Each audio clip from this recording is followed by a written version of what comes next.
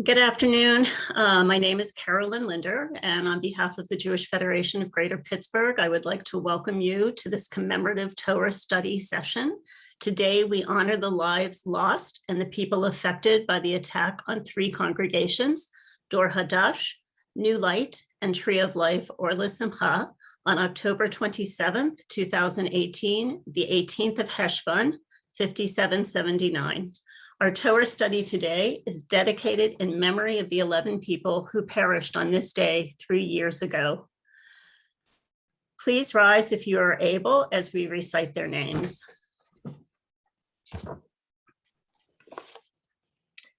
Joyce Feinberg, Edith Balcha Bat Abba Menachem, Richard Gottfried, Joseph Ben Chaim, Rose Mallinger, Razel Bat Avraham, Jerry Rabinowitz, Yehuda Ben Yeheskel Veselma, Cecil Rosenthal, Cecil Chaim Ben Eliezer, David Rosenthal, David Ben Eliezer, Bernice Simon, Bela Rachel Bat Moshe, Sylvan Simon, Zalman Shachna Ben Menachem Mendel, Daniel Stein, Daniel Avraham Ben Baruch, Melvin Wax, Moshe Gadol Ben Yosef, and Irving Younger, Yitzhak Chaim Ben Menachem. Zikronam Livracha, may their memories be a blessing. You may be seated. If there are any members of the press here, please note that this session is off the record. I now invite Beth Kiselev of New Light Congregation to introduce our scholar, Rabbi Marianne Novak. Okay, I'm very excited to introduce Marianne Novak. We went to college together, and it's been a while since we've seen each other, so even virtually, it's nice to see her. So we're only mentioning her most recent accomplishments, so we won't say when we went to college, but she's a 2019 graduate of the Orthodox Female Ordination Program at Yeshivat Maharat. She's currently a member of the Judaic Studies faculty at Akiba Schechter Jewish Day School in Chicago, Illinois. She lives in Skokie, Illinois with her husband, Dr. Noam Stadlan, and her family. And she also has an Instagram handle, The Rabbi Wears Prada. So anyone who are interested in fashion footwear for rabbis, she is your stylist. But she is, the most important thing is that she's an important teacher of Torah, and we're all looking forward to learning with her. So thank you so much for being with us today, Rabbi Novak. Thank you, Beth, very much. And I'm very honored to be sharing some learning with you today. Hopefully everyone can hear me. There's a source sheet in the chat, although I will be using PowerPoint today. I've found that people staring at source sheets, they don't really like that, and to enhance our learning. So I'm just going to begin with that now. I'm going to share my screen. Hopefully this will work.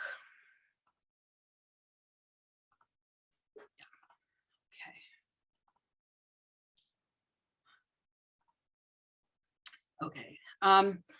This is my title of our learning today is Looking Down from Heaven.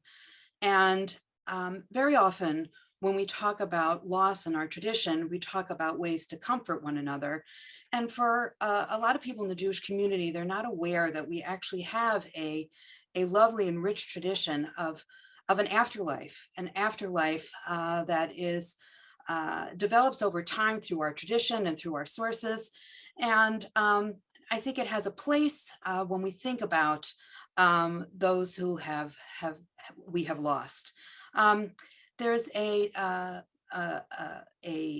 saying that we say when we do this kind of learning that we're talking about to the elevation of, I'm sorry, I'm not going in the right direction. I'm very sorry, hold on one second. I want to start at the beginning, so hold on one second. That we would say the Ilui Nishamot, to elevate the holy souls. And the question is, well, where are we elevating their soul to? It's also recognition that when the body is gone, there's the essence of our loved ones, the essence of those we have lost. It is not gone. there's a place where it goes. So when we're thinking about elevating in these terms that we use, we want to kind of take a look at where exactly is that place and where do we develop these ideas. We first see this idea of the soul or the essence of the human being going somewhere, even in early biblical texts. We don't have in Tanakh itself the idea of an afterlife per se, but we have an idea that when the body is no longer here, that that's not the end of the essence of that person, that they go somewhere. In the first source, it talks about in Breshit where Yaakov, Jacob is getting ready to die. And he tells his family that I want to be buried with my family. This is actually coming up in this week's Torah reading, of the place where Abraham bought the burial plot for his family in Hebron. I want to go there. And there's a term that keeps coming up, Ne'asef el Ami. I'm going to be gathered to my kin. I want you to prepare for that. We see that with Yaakov. We also see that with Moshe, where God tells him that eventually you will be gathered to your kin. So there's an idea that at least in the beginning we see in Torah texts that the essence of the human being is at least going to be embraced or will find a place with the souls of his family, of their family, of going to that place that they will be in a place of comfort, of familiarity, of support with the family in some other dimension. It makes, we have practical applications where people have family burial plots.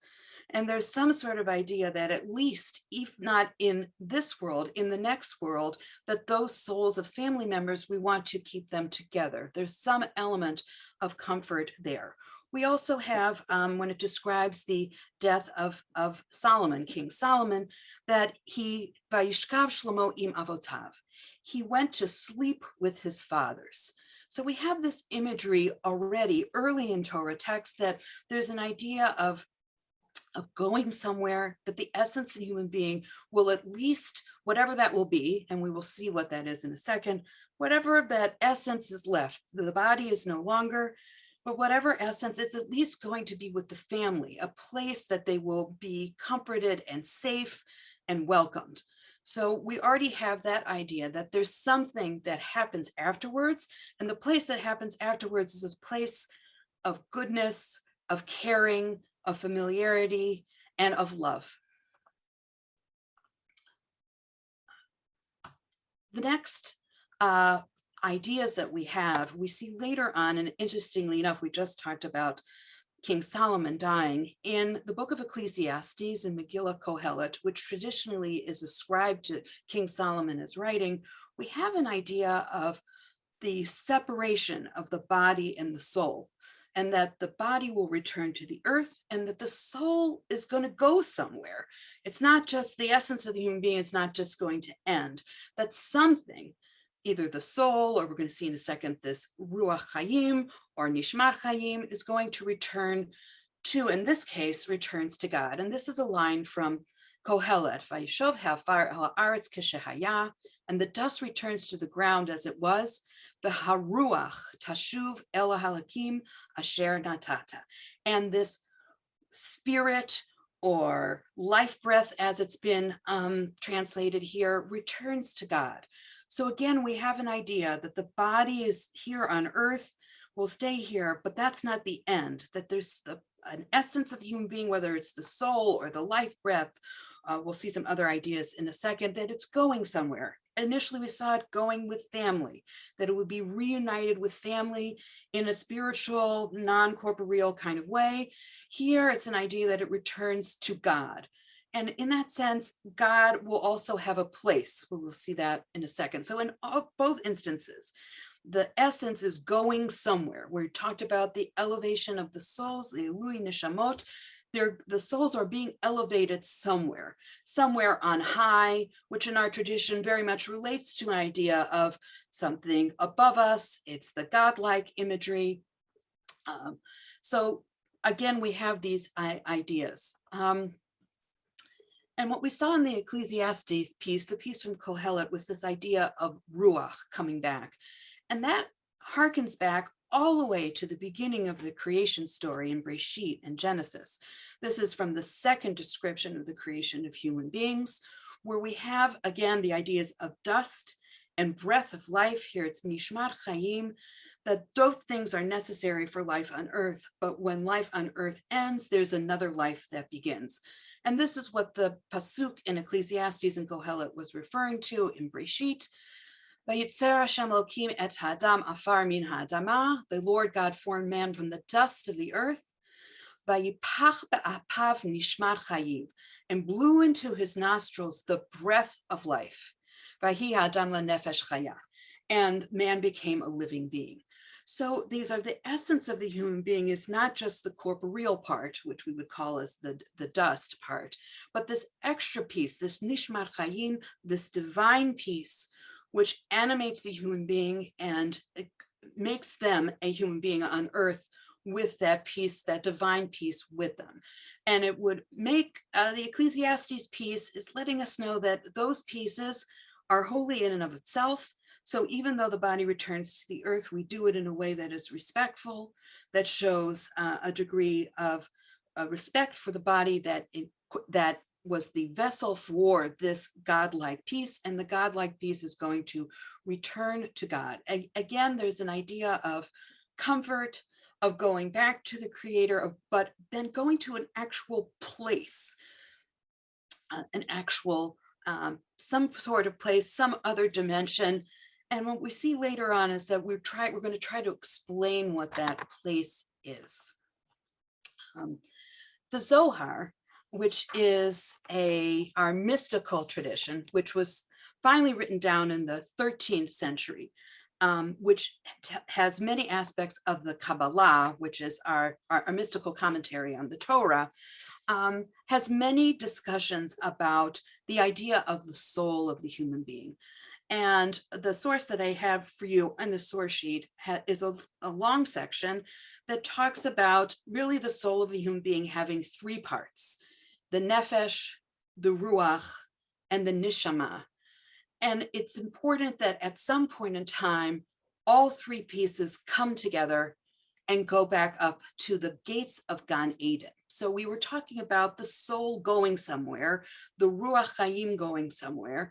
And in our Kabbalistic tradition, in the mystical tradition, it speaks about how they are going back to the place where God is, which is Gan Eden. Now, initially we would think of Gan Eden as being talking about the Garden of Eden that describes where Adam and Eve are. But in this way, we see that Gan Eden is also used as a place of where the essence of the human being after they die, where they will be. And in a sense, when we look at Gan Eden, initially, it's the perfect place, that human beings are in their perfect surroundings. They have the protection of God. They do not have to work to do anything. Everything in their life is perfect. It's an idea of an ideal perfection where God also lives. So the mystical tradition takes these ideas in effect and talks about how these three parts of the soul, which very much actually reflect a Platonic idea from Plato, the Greek idea of a three pieces of a soul, but with a lens coming from our Torah, that each piece is important. Each piece represents different aspects of the human being, but the neshama, that neshama is the piece that is important to unify the other two pieces and to make it through the gates of heaven. So when I started, I said, Li'ului haneshamot. I used the term neshama as this soul piece of rising the people up, that it will come to this piece and come into Gan Eden. And the idea that there are many gates and that the higher the soul can climb in this place, that's the idea of elevation. So the elevation of the soul comes actually from this Kabbalistic tradition, but also with an idea that there's a place where that it's not just that the body is no longer here and the soul is just somewhere. It's an actual place where we put it within our tradition. In this Gan Eden idea, there'll be other words that would be used like Olam Haba, in the next world. that we actually have a place, and that will become important for us when we think about those that we have lost and how we connect with them, and how our ancient tradition looked to connect with our lost loved ones, and how that works into the way that we think about it today. Now, it's more within the rabbinic tradition that the idea of an afterlife really starts to develop. And ideas of theodicy, meaning divine judgment, and something that will happen, either an eschatological idea, which means that some other life or dimension will happen when this world is no longer. There's a section here from the Talmud of Brachot, which talks about Rabbi Yochanan ben Zakkai, and he is worried because he is going to die. And there's a belief that he's going to be coming before God, before the Kisei HaKavod, before the honored throne, and he will have his ultimate judgment. And here we have specifically two different places that are being looked at. One of Gan Eden, meaning an idea that if the judgment goes well, then Gan Eden, the Garden of Eden, the perfect place, will be where the essence of my soul will be. And one of Gehenna, which is somewhat translated as not a good place, not to take from the popular show, but an idea of hell and divine judgment. I really want to focus more on the Gan Eden part. And this idea among the rabbis really filters into their entire idea of the purpose of mitzvot in general, that there will be, if not a reward right now in this world, there's a belief that if you follow mitzvot, then in the next world, you will be given your ultimate reward. The reward being in this place where your soul will be perfected, that you will have no more suffering, that you'll be surrounded by your loved ones, and you will have the protection of God as well. And so this filters very much into not only the idea of the purpose of doing mitzvot, but it also is a way for people to conceptualize and understand their suffering in this world. It is to answer the age-old question, why good things happen to bad people and why bad things happen to good people. And so this focuses in on an idea that there'll be an ultimate judgment, but if there is hardship happening to good people right now, along with their other merits, this will be as a way of saying a down payment, so to speak, of getting to Gan Eden. And so this very much permeates rabbinic understandings of halakha, and it's also overlaid with the different idea of an end of the world kind of idea, of the messianic idea. So in addition to having the afterlife after someone dies in this world, many of the same ideas, you see a lot of overlap with many of the rabbinic scholars of talking about an end of days, an end of time, when this world will be no longer, that there will be a messianic kind of redemption, a Messiah will come, redeem all of us, and everyone will recognize the power of our God, and all of us will experience this afterlife of Gan Eden. And many of the ideas of what this Gan Eden, what this Garden of Eden, or Olam Haba, the next one, will look like, very much overlap in both discussions. However, I want to focus on the idea of initially of divine judgment and justice and of suffering. And this is a famous story in the Talmud of Brachot, which talks about Rabbi Elazar, who was very sick, and his student, Rabbi Yochanan, comes to see him.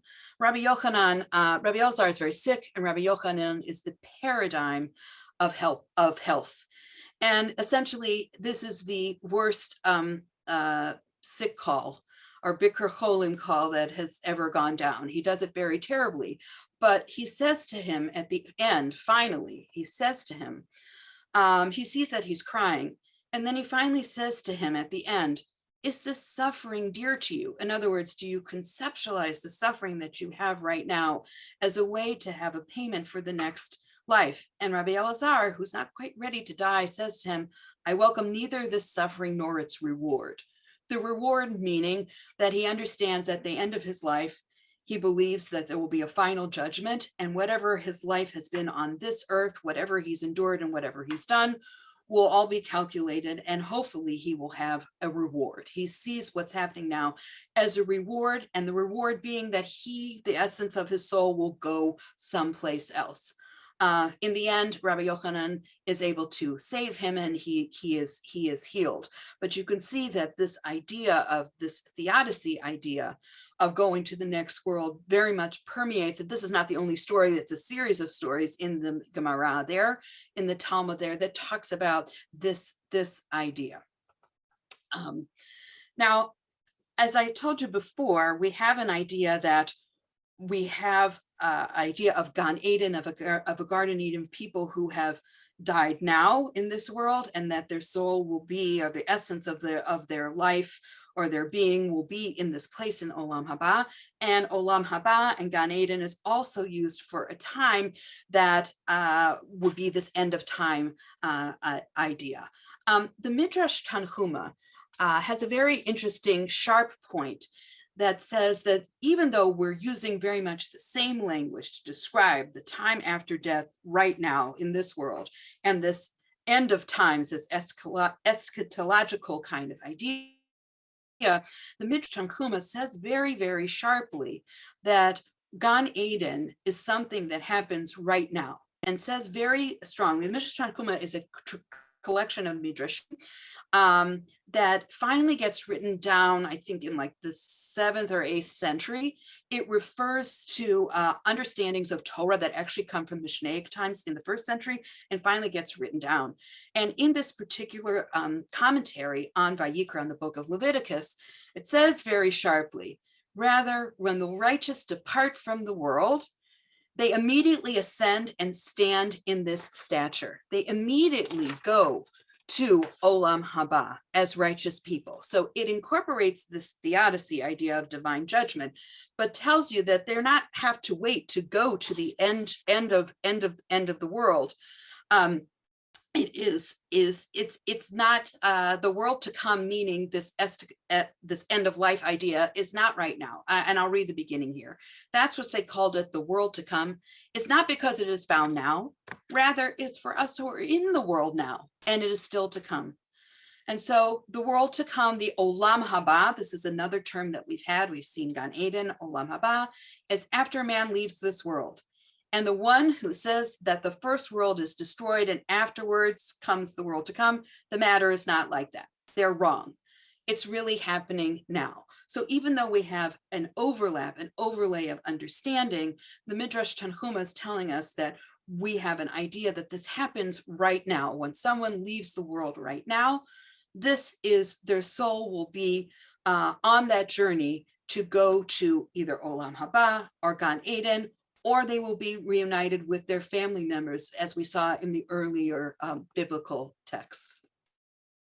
So now that we've talked about Gan Eden and Olam Haba as a place where either the neshama or the essence of the human being or the soul of the human being, there's a discussion in the rabbinic texts of what this place looks like. So it's an actual place in the rabbinic imagination.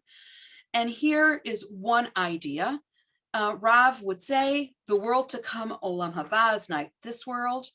In the world to come, there's no eating and no drinking, no procreation, no business negotiations, no jealousy, no hatred, no competition. Rather, the righteous sit with the crowns upon their heads, enjoying the splendor of the divine presence. And they ate and drank. They had this. So in this idea, this rabbinic idea, we have the world to come to be a place where the righteous sit in God's presence, and there's no corporeality here. It's a spiritual, purely spiritual kind of existence. There's no eating and drinking, there's no praise and no negotiations. This is one part of the rabbinic imagination. And in other texts, which I don't have listed here, there is an idea that actually in Olam Haba, there will be, and in heaven, in and in Gan Eden, that people actually will live their lives as they lived here on earth, but the best version of what that life would be. So no struggling, no poverty, no starvation, no physical illness, that they will be with their friends and family. They will live their best life ever. There will be no war. There will be no suffering. It will be an idea of what we say very often, heaven on earth, but heaven in heaven, an idea of heaven in heaven, so that we have two different ideas. But in both sense, there's an idea of a place where either the body will ascend in some way, or that the soul will ascend, and there's a place, and that place is a place of comfort. It's a place of no strife, of no violence, of only the divine protection, comforting and sitting and enjoying the greatest experience that the human soul could have in being connected with God in this way. The rabbinic imagination also has an idea that if those souls are in a place, it allows us to connect with them. It gives us a place to conceptualize where they are. And there's a, this is from the Masechet Ta'anit of the Babylonian Talmud, where they ask, there's specific customs that people would do on fast days. And one of them was to go to visit their loved ones, go to the actual cemetery and pray for their own lives by connecting to their loved ones. And so you go out in order that the deceased will request mercy on our behalf. There's an idea that because those loved ones are in a place, and that they're in a place where they're protected by God, that when we direct our prayers, we can connect with them in that conceptual place of either Gan Eden or Olam Haba, but in a place where it's also one step away from God. So they are our conduits, so to speak, and that they have a role to play in that place where how it's being conceived, as a way to request mercy on our behalf. So there's an idea that by placing him in this particular place of Gan Eden or Olam Haba, it allows for the connection to be, for those that have survived, to continue to connect with their loved ones. And on this way, they're asking for mercy. It's not only that they're asking for their deceased loved ones to be an advocate on their behalf, but in activating this, they're activating a loving connection that they had with their loved ones. It's not just a practical thing. I need to go visit so that my life will be better, but in activating that kind of prayer and that power that the deceased has in that place that is close to God, it reinvigorates the loving relationship that those who are here or still on earth can have with their loved ones.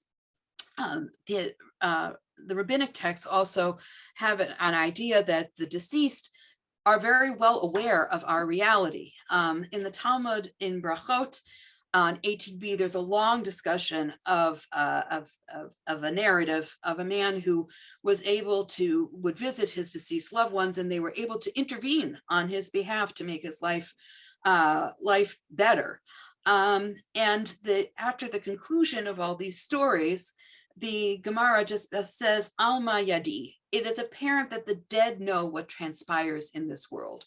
Now, whether this is actually happening, what I think the rabbinic texts are telling us is that the connections that we have between our loved ones and ourselves after they die does not end. And in fact, the relationship continues. And in order to do this, it is helpful to think about them and to conceptualize them in a place so that we can contact them. There's lots of discussions in the Gemara of people coming and talking. It's a one-sided conversation, but talking to their loved ones, an idea that is very similar in the way that we pray to God. We have a conversation with God. We are under the assumption that God wants to hear from us, to continue our relationship with God. And that's very much reflected in this rabbinic understanding and our understanding today, that when we're coming either to have them pray upon our behalf or to tell them what's going on in our lives, it is a continuation relationship that it's not the same, but continues on even after the loved ones have left this world. The final text that I want to take a look at before I conclude is this very lovely discussion, again in the Babylonian Talmud, in Avodah Zarah, that explains God's schedule in heaven. So as a place, it's a place where our souls are, but also it's a place where God is. We all very often may use the term shamayim, which either means the sky or heaven, but it's a place that's activated, and God is an active participant here. And we can just go through the list here. There are 12 hours in the day. During the first 3, the Holy One, blessed be he sits and engages in Torah study. In the second 3 hours, he sits and judges the entire world. So that's the Theodicy piece. And once he sees the world is liable to destruction,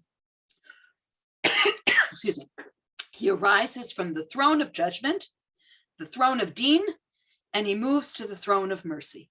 He moves to the throne of mercy and compassion. When we pray to God, especially on Yom Kippur constantly, we're asking God to connect with God. And hopefully he's listening, hopefully he's hearing us, that he should not only sit in the strict judgment chair. If he sits in the strict judgment chair, we have really no chance to be here on earth. But God, our God, has the power to move to the mercy chair so the world is not destroyed. And here he talks about sustaining the entire world. And in the 4th hour, he makes sport with the Leviathan. He has his own aquatic experience with this mythical sea creature, the Leviathan. Also he, if he's not, then there's a debate of whether he can be having such fun, considering that the world is not in a great place, especially since the temple has been destroyed. And then this last part here is the most a very touching part. If God no longer makes sport, what does he do now during the 4th 3-hour period of the day? He sits and teaches Torah to school children. It lets you know that when there's an idea that those souls who are young, who made it to who are in heaven, that God is their teacher, that there's an idea of comfort and taking care of those who are there and making sure that they're going to school. And this is the rest of the heavenly schedule. And what's so interesting about this is not just that we have a schedule of what God does, but again, it kind of fills out the details of what this place is. The place is sitting with the righteous and learning Torah, of teaching the school children, that this is the place to connect, that this is where the neshama was going. When we talk about going to the highest gates of heaven, this is the place in the rabbinic tradition, in our tradition, where we find God working very hard in that place, but along with the souls of our loved ones. So to kind of put all these pieces together, when we look at the beginning of the biblical text, to the mystical text, to the rabbinic text, initially we've always had a conceptual place for our loved ones. Either they are loved ones after they die. It could be with their other family members, to be gathered to your ken, ani, to be with those family members as a place that, although the body would be separated from the neshama or the ruach, there's a place where that they will go. That's a place of comfort, of familiarity, and of love. This is the conceptual place where you can direct prayer and conversation, which all of this implies that the relationship that you have with loved ones after they die doesn't end. It changes, and it's different, and it's not going to be the same. But by putting them in this place of comfort, in the presence of God, of safety and of love, it's a way to direct your prayer and conversation. It's a place of comfort and protection, and a place where that relationship with the deceased can continue. So when we think about comforting mourners, this is a place where we can think about our deceased loved ones, of being in a comforting place, of being in a place that their souls are protected, that they are no longer suffering, that they're surrounded by their loved ones. And it allows us a place to direct our thoughts, our feeling, and ultimately our love for those we have lost. It allows us to see the relationship going on, and it moves away from just many times people say, well, you'll always have memories. That can be very, very difficult, especially in this situation. We've had people who have died in such tragic situations that might be hard to access those memories. But that doesn't mean that the relationship has to end. This part of our tradition allows us to move beyond the death, to move beyond when it's tragic, to move beyond the past, and can continue that relationship with the idea that they are in a place where you can connect with them, that you can connect in the same way that you would connect with God. It's the same place to put your hopes, your dreams, and also your love can continue to be there. The love relationship doesn't end. It's just being put in a different conceptual place than what you had beforehand. So when we think about our tradition, that yes, indeed, we do have an idea of an afterlife that can happen right now. We do not have to wait for an end of time or a messianic era. And it reflects deep understandings of how we understand our connections to our loved ones, which is even reflected in biblical texts, even though more fleshed out in the rabbinic and mystical tradition that we have. And as we began our learning to elevate those souls that have died, that they are in that place, and that they're in that place of protection, and that we can connect with them with our learning, and also with actions and good deeds that we can do on their behalf as a way to continue that connection. But to think about them in that particular place reflects our understanding since the beginning of our tradition. So if there are any questions or comments, I'm happy to answer them. If people want to write in the chat, we can read them aloud as well.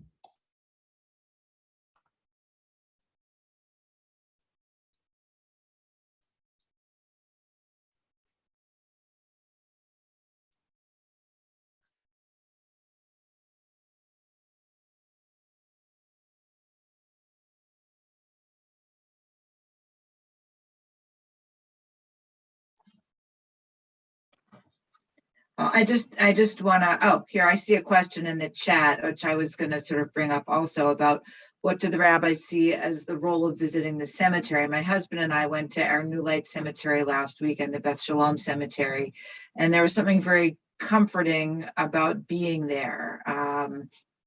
So yeah, that's a good, so I guess that's what I was going to say as well. But I just wanted to thank you for putting together all of these ideas, because there is something very comforting about going to the cemetery, but it's really nice to have this thought that there is still a line of communication between the dead and the living. And is it that the cemetery is the access point for that? Maybe you could just flesh that out a little bit.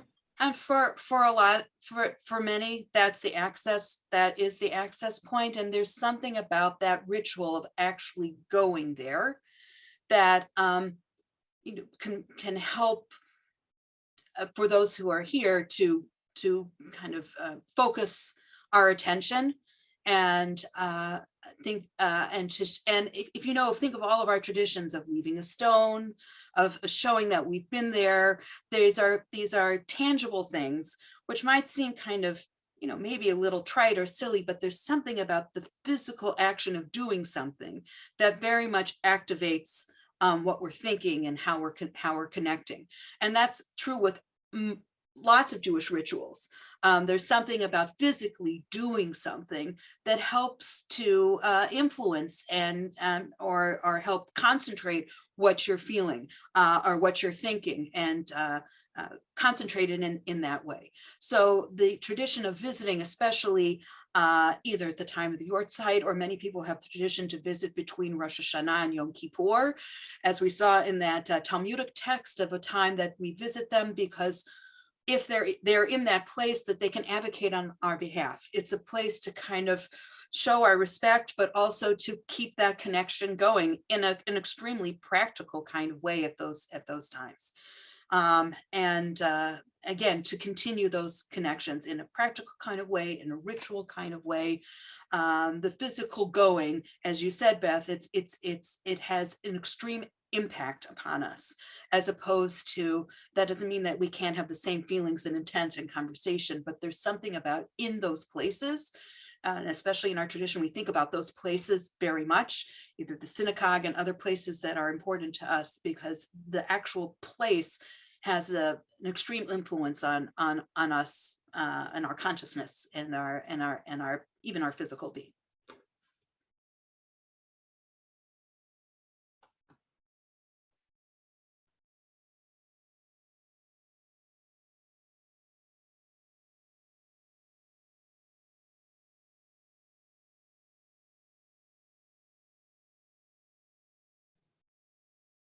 I think anybody else with questions can just unmute, and I think Rabbi Novak will welcome questions. So please, I saw a hand up at some point before, so whoever that was. Right. Or if you're not comfortable unmuting, please feel free to put your question in the chat.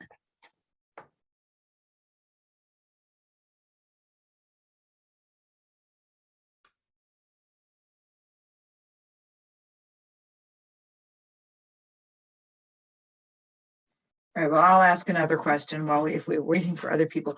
Why do you think the Jewish tradition, why do we not focus so much on these teachings? You know, why are these not as well known as other things?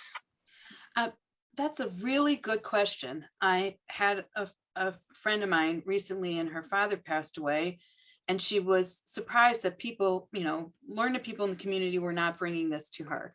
I think it's a part of our tradition, for whatever reason, has been muted, for either because of other traditions, so certainly within the Christian tradition and the Catholic tradition of an idea of an afterlife being very central in our popular culture, and an idea that maybe we need to separate from that. Although I would like to say that all those ideas come from our tradition, and it really should be something that should be elevated more. The mystical tradition spends a lot of time on it in a way that is really quite lovely. There's always, there are concerns that in our history, those who only follow the mystical tradition didn't always end up so well for them. We think about Shabtai Tzvi and these ideas of false messianic kind of era, but I think it's really something that really should be brought back in a very important kind of way, if even just to understand that the relationships are not over. Could be, I think, for a lot to know that that's not just a lovely idea, but it's so grounded in our tradition, really should be brought back. So it's hard. You're right. People don't know about this, but it's so grounded in our tradition. And this is just a small smattering of within our textual tradition of where we can find these ideas. But they really should be incorporated more on a highest level, no matter the circumstances of the loss. So someone asked the difference between nefesh, ruach, and neshama. In the piece from the Zohar, and if you want to download it there, they seem that the ruach and the nefesh are in a piece of the soul that actually spend a little bit more time on earth, kind of hovering around. The idea of that mystical idea of them hovering around and then eventually making it up after 12 months is very much how we think about in our ritual tradition of saying Kaddish. If you look at the Kaddish prayer that we say, it talks about God being king. It's really the Lord's Prayer, but in Aramaic and for us as Jews. And we say it has nothing to do about death, It doesn't talk about anything. It just talks about God's greatness and the idea that as we say it, we are elevating the soul. So all the parts, the ruach, the nefesh, and the neshama, will make it up there. There's a mystical tradition that's actually more modern. People, especially Rabbi Aryeh Kaplan, have an idea that, which is also grounded in tradition, that everyone will make it to Gan Eden. Everyone, except for those that are truly evil, will make it to Gan Eden. Some will, and I don't mean to be flip, but I think wherever you live, you might have a transponder in your car that you can go immediately through tolls. You don't have to stop and pay. That some people will be on, here in Illinois, it's called the I-Pass. You go immediately there because of the way that you've lived your life on earth, or how you have died. And then there are other folks, they will get there eventually. It might take them 10 months to make it there, or 12 months to make it there, but they will get there eventually. And it's important that we here on earth maintain that connection to elevate their souls. So it's a practical thing. And when you're coming to say Kaddish, at least from this idea of the tradition, it's not just to remember your loved ones, to go through that process of mourning and go through that process of grief in a more organized kind of fashion, but also has a practical effect of an idea of raising people up, raising the soul, ruach, nefesh, and neshama, all three pieces, that they will make it up there to Gan Eden, to Olam Haba, to be there with Hashem, with God in Shemayim. So these are ways to do it. So someone had a question. So why do we shift the access to heaven on those staying behind? I think the idea is that because those are left behind, it forces them to a certain degree to maintain that connection. Whereas in grief over the loss of someone, that's very, very difficult to, the idea very often to maintain that connection. But by saying Kaddish, it makes sure it opens up the door, or makes it a practical ritual that you will be connecting with your lost loved one on a regular basis.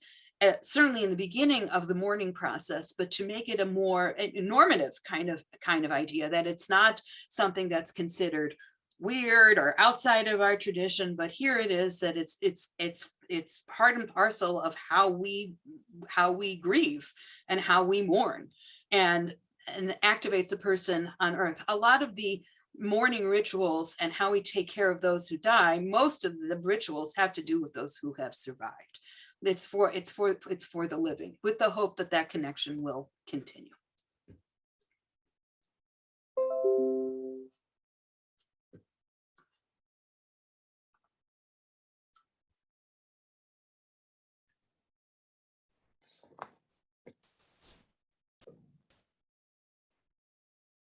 So if there are no other questions at this time, I'd like to thank Rabbi Novak for your teaching today, and thank you all of the participants as well for honoring the victims' memories with your learning.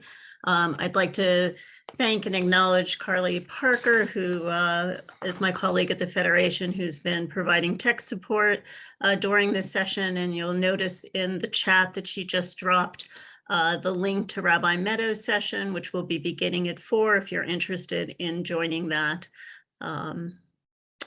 We thank you.